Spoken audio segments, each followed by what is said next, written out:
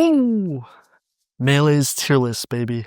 They've come a long way, just to say the least. Way back in the day when Melee was first discussing how to really rank the characters all throughout the 26 characters on the roster, they actually decided initially early on that the best 3 characters in the game was actually, and you should honestly just guess, what do you think the best characters were all the way back when people had no idea how to wave dash and dash dance? It was actually Falco, Sheik, and Fox, which is pretty interesting considering they were kind of close in some areas, but Falco was considered the best character during this time period.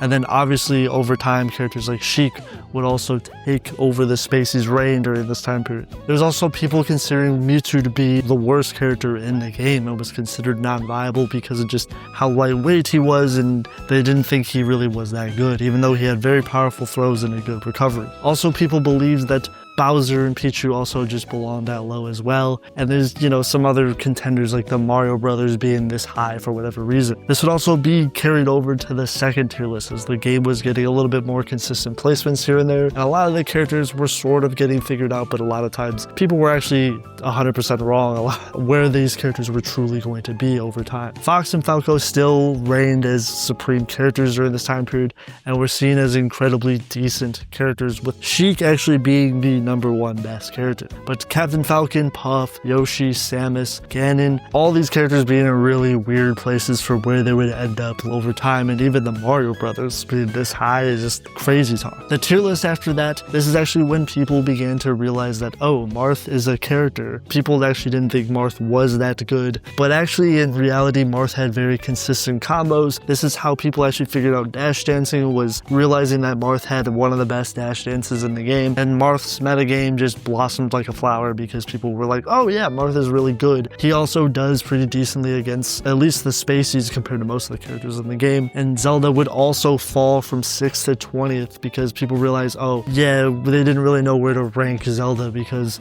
they considered her the same character as Sheik. And then when they separated her, they quickly realized, oh yeah, she's really bad. In future tier lists, like for example on the 4th one, this type of mentality actually remained as no characters would actually be moved from one tier to another. This was actually released days after the 3rd one. On the 5th tier list, Captain Falcon would actually rise up 4 places, but still remained as, a pretty underrated character for a lot of people. And even characters like the Ice Climbers or Donkey Kong dropped all the way from 18th to 22nd, which is actually the lowest these characters have been placed, which is really just because people did not know any of the good stuff or around what these characters could do during this time period. There would also be an April Fool's tier list, as a lot of people don't really consider this to be that serious of a tier list, but it is kind of ironic because this tier list actually speculated that Jigglypuff was going to be a really dominant threat in the future, and it was sort of like, yeah, haha, this would be really funny if this happened, and it actually did end up happening, which is really ironic considering that, yeah, as years would go by, Jigglypuff would have a crazy rise from being considered one of the worst characters in that very early tier list, or at least considered a mid to low tier. And then the Mario Brothers would have a little bit of a fall here and there, but also Mewtwo's throw game would be considered a little bit more effective,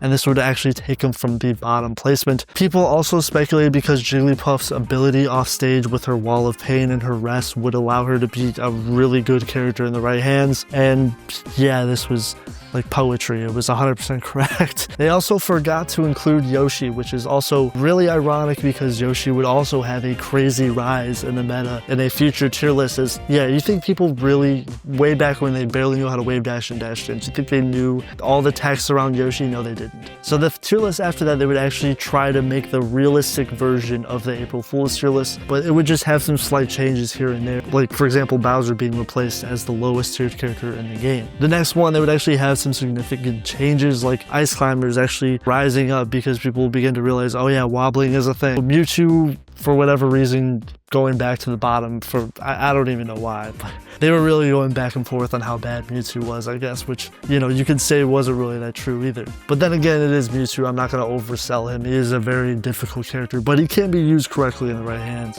This tier list also marks the first time that Sheik was not a top tier, which is very crazy looking back, considering that many of the tier lists up until this point, they just considered Sheik to be one of the best characters in the game. And this also would change the balance of how a lot of people viewed the top tiers as, yeah, the Spaceys were mostly on the top half of the meta, and they were really good compared to a lot of the low tiers, but people didn't really know how good the mid tiers and the low tiers were, as their metas were really undefined. Even some of the high tier characters like Falcon or even Yoshi did not have their metas really figured out during this time period. So people just knew the Spaceys were good, which is kind of funny looking back. They just knew right away, even when the game first came out, that yeah, Fox and Falco are good. You know, they were kind of wrong on Falco being better than him, but they both were at the top even back then, and they just didn't know how good the rest of the cast really was compared to them. This would also be another interesting time period as Melee started to have its time in the sun, or at least metaphorically, because it was the only Smash game out. Brawl was actually coming out at the time, and people actually thought Melee was going to die eventually because Brawl was going to have probably a bigger tournament scene, and also people thought that Jigglypuff was going to be too dominant where people just weren't going to want to play the game anymore, which didn't really necessarily become the case. Also, Jigglypuff did eventually get counterplay that would later be figured out over time. But this was originally pitched as one of the last tier lists for the game, as people just thought, yeah, this is a 9th tier list, that's as good as it gets for Melee. But obviously that wouldn't be the case, which is pretty ironic looking back that some of these de facto opinions are still kind of ran along with to this day. But yeah, Puff is still good, but you know, you don't have to like cry about it every day of the week, right? You can just try to adapt, and she's number 3, okay? The following tier list, they try to improve some of the qualities that people didn't really like in the previous tier list, like the large number of tiers that most people thought didn't really have good explanations on how good the characters were. They tried to fix that with this one. So there was more defined explanations on how good each character was in the meta, and people commonly criticized how big the bottom tier sometimes was, as people just didn't really know where these characters were at the time. And they also banned the Master Hand glitch and a lot of the weird jank characters that could be used through glitches. Put this under the Gengar tier, which is what it's commonly called to this day, is yeah, these characters are banned. Sorry, Giga Bowser fans. But Jigglypuff and Bowser would also rise during this time period, and also Puff would be considered a top tier for the first time along with the Spaceys. A pretty defining thing in Melee's meta, as yeah, it's interesting seeing the rise for Puff. This is also the first time a floaty has been ranked this high in Melee's meta. On the 11th tier list, Yoshi, Young Link, and Pikachu had rises in this time period, but also Young Link would be higher than Link for the first time ever because of Young Link's niche against Puff, and also Dr. Mario would be higher than Mario and Luigi as well. Ganondorf and Donkey Kong did drop a couple spots. It wasn't really that good for a lot of the heavy characters, and surprisingly Kirby moved as the very worst character in the game. This is also the time period where they decided to drop a lot of the more rigid tiers for a lot of the characters and added a little bit more of, and play into their viability more and their actual tournament results instead of just theory crafting and projecting where characters could land. It was more important what their results were at the current time period. So this was why they would actually break things down on their advantages and disadvantages and their tournament presence as contributing factors to the tier list, which is surprising as most people were just not really doing that way back in the day. On the 12th one, this is actually when they decided to base a lot of their votes with actual smashers putting in their votes instead of just a select group of people. This is also where they would have the SS tier and the S tier. The reason why Yoshi went up, people were actually realizing, oh wow, Yoshi's actually pretty good. Game & Watch moved up 3 spots. Pichu also no longer being ranked in the bottom tier. This is because, you know, Pichu was actually getting some small usage here or there. If you have a nair like that, it doesn't matter even if you hurt yourself, and you're still decent enough to be better than characters like Ness and Zelda. Characters like Captain Falcon and Ice Climbers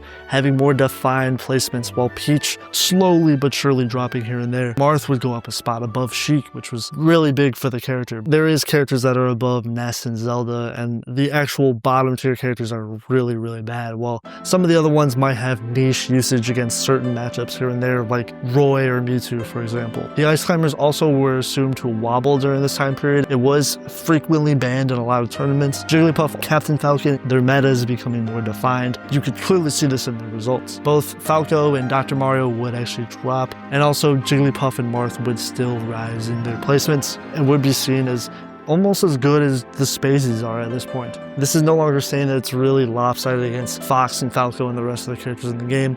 People generally realize that, yeah, Fox is really good, but there's actual counterplay against him, and a lot of people actually don't realize that when they see Fox as the best character in the game. No, Fox is good, he is amazing, but also a lot of the other characters that are probably in the top S tier are just on the same level as him and can deal with him. Even though there's no tier list for things like the Donkey Kong Renaissance or the fact, you know, characters like Luigi are being used more in the meta, I'm sure that would affect their tournament placements right now if there was a tier list. You would very easily see characters like Donkey Kong go up, but also I could see maybe, I don't know, the Mario Brothers going down here and there. I don't really see Dr. Mario or Mario nearly as much compared to Luigi. I think Peach also has a little bit more of a solid niche than some of the past years of the character. I actually think there's a little bit more Peaches that I've seen now than I've seen at least 5 years ago at this point. There was a time period where people thought solo maining Peach was actually impossible and really difficult to even get to grand finals of tournaments to do that. And I'm saying that as somebody who's actually picked up Peach in Melee, so you could say characters like Roy or maybe even Game & Watch could use explanations for slight rises here and there. I mean, he is a chef at the end of the day. He has bacon. He literally cooks. It's pretty interesting to see Melee's overall evolution compared to the very first tier list of the game, where, you know, people thought Zelda was top 6 in the game, or, oh, the Mario Brothers are really, really good. They must be mid to high tier characters. I mean, characters like Captain Falcon and Jigglypuff that were diamonds in the rough, or even Yoshi and Donkey Kong. People really didn't think they were that good.